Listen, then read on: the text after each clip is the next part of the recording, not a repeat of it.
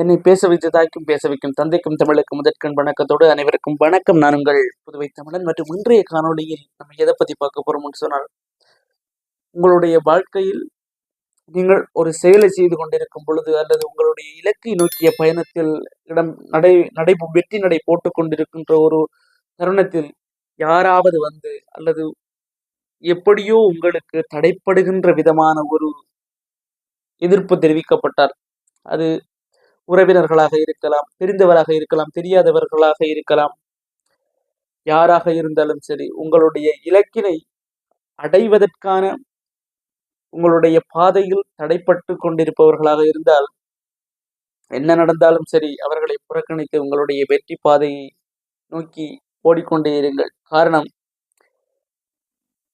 அந்த இலக்கினை நீங்கள் அடைந்தால் என்ன கிடைக்கும், என்ன பிரதிபலன், இந்த உலகத்தில் உங்களுக்கு கிடைக்கக்கூடிய அங்கீகாரம் என்ன என்பதை நீங்கள் கற்பனை செய்திருப்பீர்கள். அந்த கற்பனையில் நீங்கள் அந்த இடத்தை, அந்த இலக்கினை அடைந்திருப்பீர்கள். அந்த கற்பனையில் உங்களால் அந்த இலக்கினை அடைய முடியுமாக இருந்தால், உண்மையில் நிஜத்திலும் கூட அந்த இலக்கினை உங்களால் அடைய முடியும். எனவே எந்த ஒரு தடை வந்தாலும், அதை யார் உங்களை தடைப்படுத்தினாலும் சரி, நீங்கள் அதை செய்து முடியுங்கள். தடைப்படுத்தியவரே உங்களோடு பேசுவதற்காக காத்திருக்கின்ற அந்த தருணம் வரும்.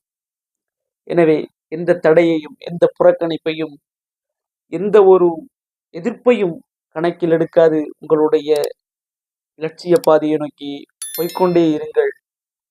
அந்த தடை கூட ஏன் இவனை தடுத்தோம் என கவலை கொள்ளும். எனவே தடைகளை பற்றி கவலைப்படாதீர்கள், இலக்கினை நோக்கி ஓடிக்கொண்டே இருங்கள். நன்றி, வணக்கம்.